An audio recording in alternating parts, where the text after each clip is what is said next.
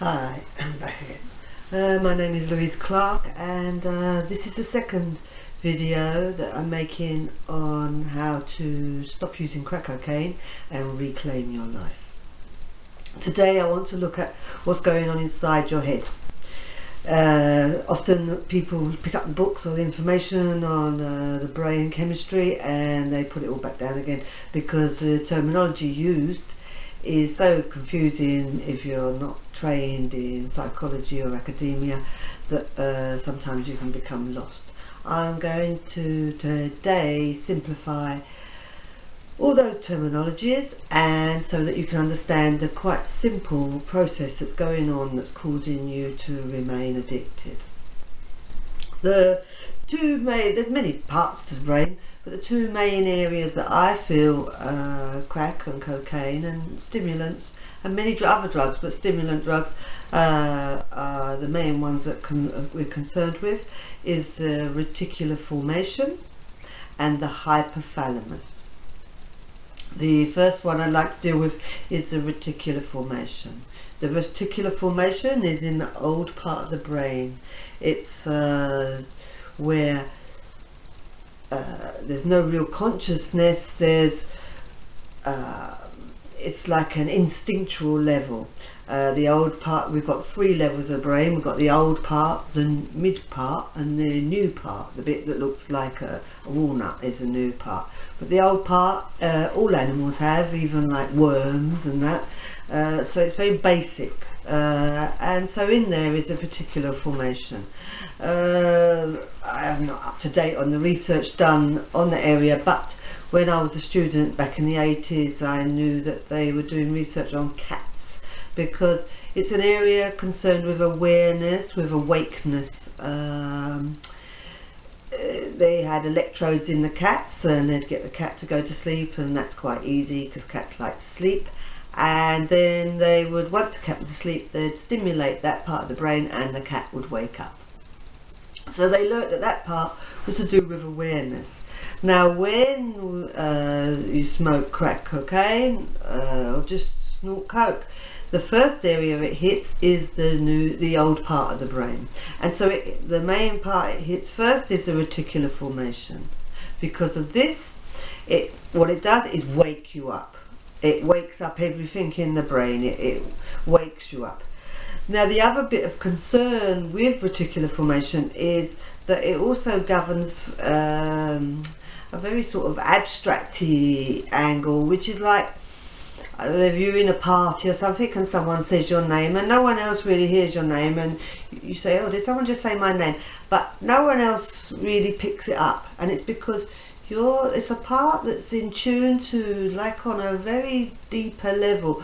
Also maybe like you could be in the house and the mother's baby could be crying and she says, oh, it's the baby crying, and no one really hears the baby crying, but she can hear the baby because she's tuned in. So you're tuned into certain things. So it's quite important when it comes to addiction to crack, because we know that it can be very subtle the way that the addiction is maintained, and this contributes to it, I believe. So the reticular formation is the first area that the substance hits once it comes into the system, and then it goes all over the brain. But the next part that we'd be concerned with it getting to is the hypothalamus, and it's hypo, a little bit of Latin. You've got hyper and hypo, and hyper is more than and hypo is lower than. And you've got the hypothalamus, which is below the thalamus, which is nothing really, but it's just about, they use many times Latin names to label the areas in the brain to confuse us even more.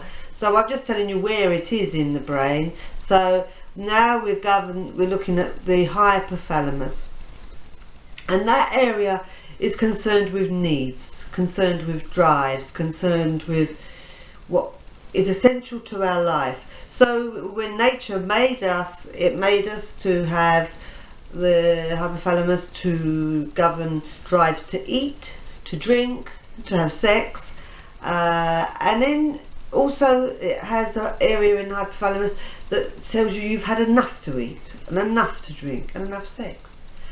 So it's a sort of got the go and the stop aspects to it, because nature planned it that way. And what they found is when you use substances like crack cocaine, they start to create an area in the hypothalamus that also becomes like a need, becomes like food, drink and sex. And they've shown with little rats that if you give the rat a lever and you say you can have food or you can have some cocaine, they all choose the cocaine again and again and again and again, over food, over fluid, over sex. So it shows that they developed an area in that hypothalamus that is governing their needs more than any other need. And also what they found was if you let the rat press a lever to have as much cocaine as it liked, it would keep pressing it until it died. It wouldn't actually stop, because nature didn't really create a part in the hypothalamus for the rat to know to stop. It did create it for food and drink and sex, but it didn't create a satisfaction level for cocaine, because it wasn't thinking it was needing it, I suppose, nature. So therefore we don't have a stop button in the hypothalamus to stop using. We only have developed, if we keep using, we develop a drive to use over all other things that we need in life, and it becomes like a need. So when I'm explaining these two areas, you can see that very much one is like it's about being awake, and the other part, the next part, it hits the hypothalamus, and that's about developing a need. And as I've explained in the video, first video, how we grow the tree, we can see how we develop that need, and we can see why we could see, I mean, this is not scientifically proven, but I learned over years that yes, most people, 6 or 7 months it was germinating of the seed in the addiction. And possibly if we looked at the brain structure, we might see that there's a change after 6 months of using. I don't know, because I haven't worked in that field, but I would expect there may be one. So now we're understanding those drives, and we're understanding the subtle way with the reticular formation that we may have the yearning and it coming on a very subtle level underneath.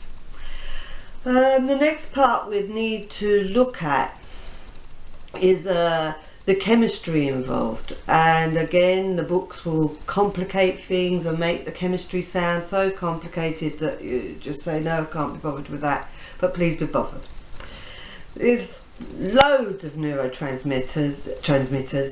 They call them in books neurotransmitters, they call them neurochemistry. It's all the same thing. It's chemistry within the brain that tell the brain all different things, because if we just had 1 or 2 bits of chemistry there, the brain wouldn't be able to function as well as it does. So what it does is it has different chemistries to tell it different things. So it's like different messages are given with different chemistries, and there's different pigeonholes that the chemistry can fit into, and so this is how the brain is sort of working on a simplified scale. As I say, I know when I was a student there was over 50 neurotransmitters they'd found. There's probably hundreds since then, because that was back in the 80s. But the 2 main ones that I feel we need to be concerned with cocaine or crack, others may discuss other neurotransmitters, but these are the ones that I feel are the most important, is dopamine, which I'm sure you've all heard of. Oh yeah, dopamine, that's the dope guy. And dope, yes, because dopamine and dope comes from dopamine, because dopamine, funny enough, is for pleasure. If we have enough dopamine produced in our brain, we will feel pleasure. It's totally concerned with pleasure, giving us pleasure, and anything that's pleasurable stimulates the production of dopamine. So any receptors in the brain, any pigeonholes in the brain that need to know about feeling pleasure, dopamine's the one to receive. And so no surprise, dopamine is one of the ones I'll put on top of the list of why people are using any drugs. And yes, most drugs will produce dopamine, pleasure. We wouldn't take them if they didn't give us pleasure. And so yes, we can get pleasure from watching a movie, or you know, having a nice meal, or having a bit of a laugh. But when we're dealing with crack or cocaine, we're actually talking about releasing loads of dopamine. In fact, all the dopamine, all at the same time. And that's why it's such a big buzz, and that's why there's so much pleasure from it.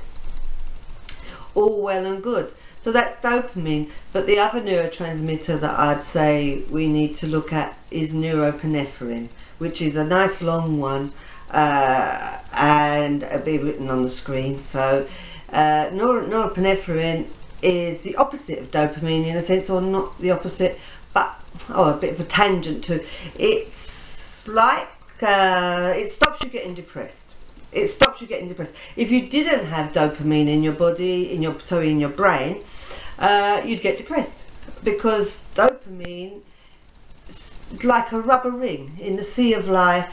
If you imagine it like a rubber ring, it's holding you up in the sea, and if we take away the rubber ring and you can't swim, then you sink. And so we need the norepinephrine to stop us from sinking in life, to stop us from getting depressed. If we were depressed, we may not have enough norepinephrine in our brain. So therefore, you see, the dopamine is to give us pleasure, and the norepinephrine is to stop us getting depressed. When we use stimulants like crack cocaine, where, as I said, we release nearly all of the dopamine all at once, so we can go up. And as they say, what goes up must come down. And yes, coming down, we need something to stop us going further down, which is norepinephrine. So it's all very nice. Okay, back again, cameras, just a little cheap ones. The batteries run out, they're cheap too, but we're getting the message across. And until someone wants to fund this being done professionally, we'll make do with what we've got. So back to the neurotransmitters. So we're looking at norepinephrine, we looked at dopamine. And so, as I said, the dopamine, we take it, and we take the crack cocaine speed, we release all the dopamine, we go up, that's great, but coming down, then we actually release all the norepinephrine too.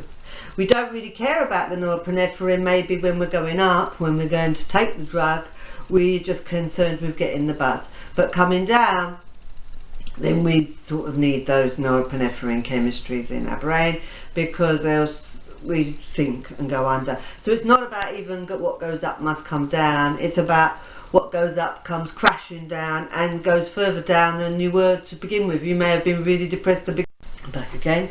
You may have been depressed to begin with, but once you're coming down, there's nothing stopping you getting depressed now. You've released all the norepinephrine. So even though it was thrown out and you didn't get no buzz from it being thrown out, and the drug throws it out, once it hits the reticular formation, it's throwing out the norepinephrine and the dopamine. You can have all of it all at once, lovely buzz.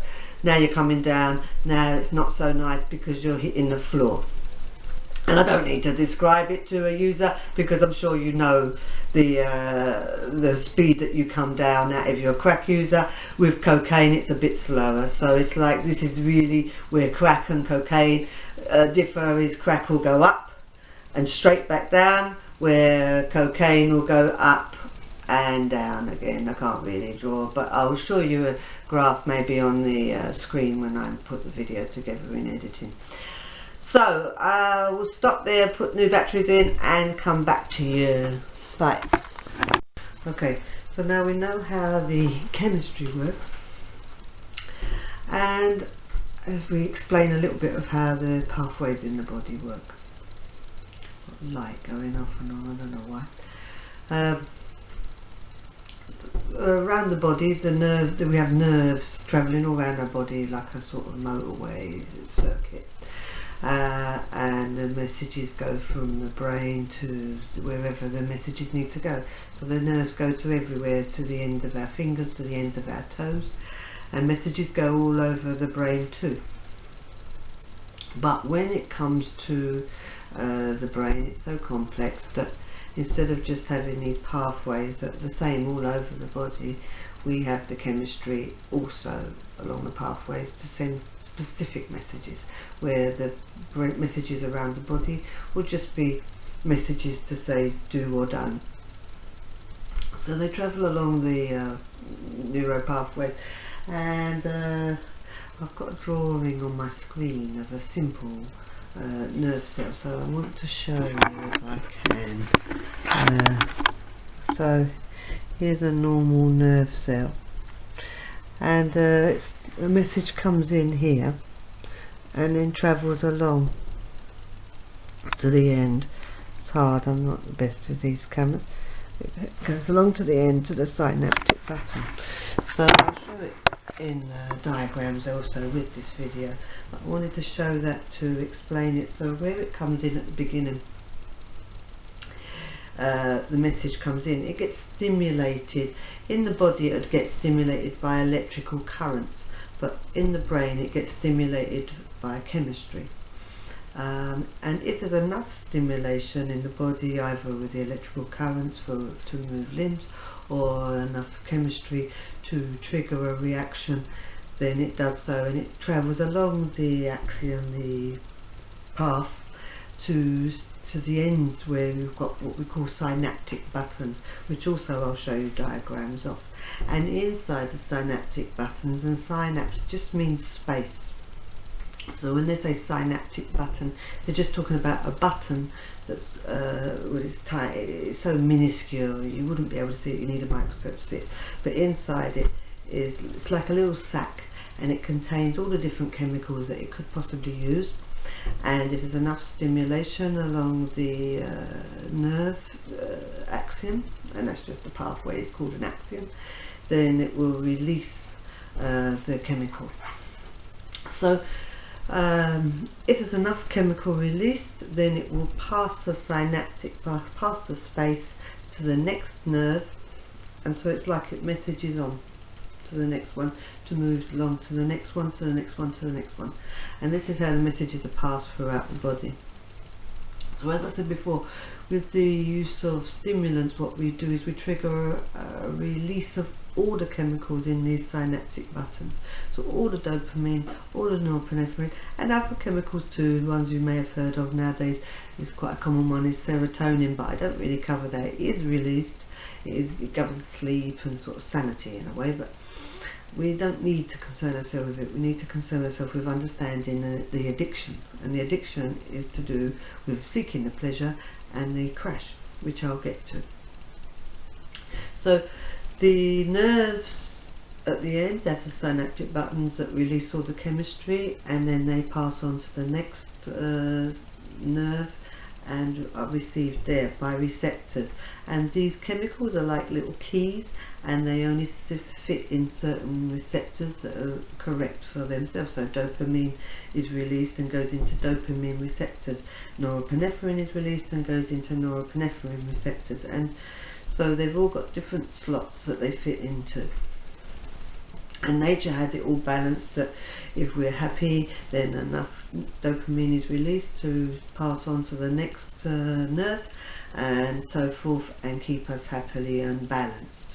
And yes, life is about our bodies try all the time to rebalance. So if there is an extreme in some sense, the body will try and adjust, the brain will try and adjust with the chemistry to keep us safe.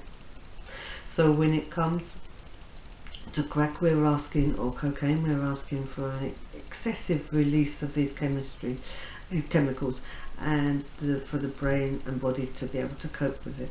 And another video I'll cover with what it does to the body, but for here we'll deal with the brain and understand the addiction.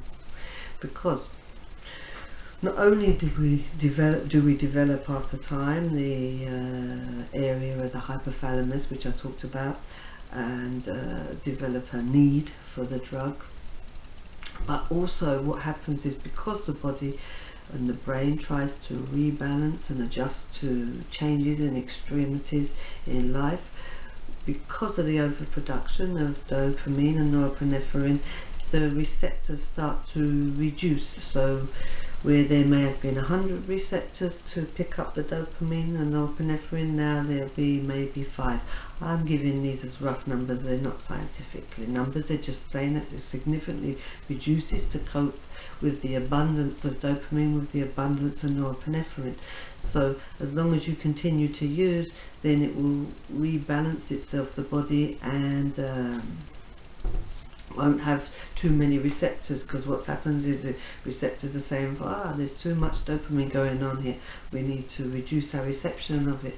But therefore it's okay if you continue to use, but if you stop using, then what would happen is you wouldn't have enough receptors for the normal life, which is why when people try to stop, they're depressed, because one, normal activities that would make someone happy are not enough to release enough dopamine, because the dopamine that's getting released is not sufficient for the reduced number of receptors that now have been developed, or reduced to, where with an average person who hasn't used, there's enough receptors there to cope with just happiness of normal life. Normal life is pleasurable, but for someone who's stopping using, their normal life doesn't seem enough, and one, it's not in comparison to extreme levels of dopamine, but also it's because the receptors are not there. They will come in time, they do repair themselves in time, but they're going to take time to repair, and therefore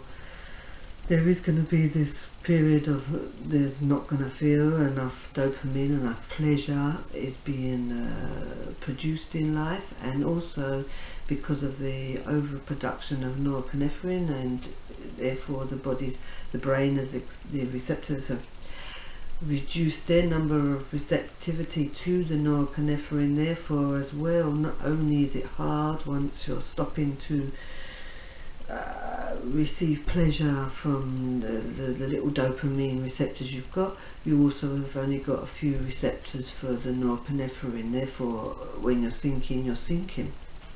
So I hope this helps to explain why when you're trying to stop, that life is so miserable, and also when you're coming down, life becomes more miserable than before you started using, that day even, that first hit of the day. Now, it's in life, what would happen if we overused our dopamine, overused our norepinephrine, is these synaptic buttons have stores. So if we used up our amount, it would release new stores, but because the drug releases everything we've got, all the storage, there's no storage left. So that's why when you have your first hit, you have the biggest high, and then after that you have another hit, and it's not the same, it's not the high, but you are still seeking the high because that's what you want. So you continue to use, even though the high doesn't come, but you'll continue to use, chasing that high and avoiding the low.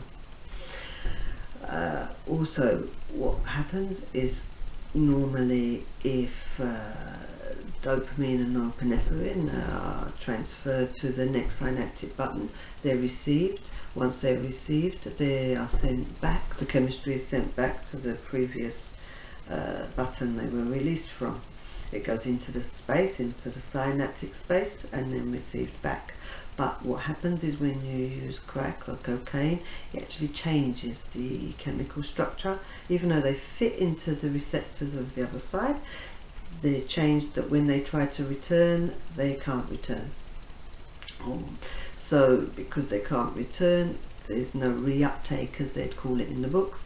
There's no receiving back. Therefore the low stays low, because the norepinephrine can't come back, the dopamine can't come back, so it breaks that cycle. The cycle cannot, where normally we can recover, we can't recover. I hope I explained that clearer. I've possibly missed some out, and if so, I may add at a later date.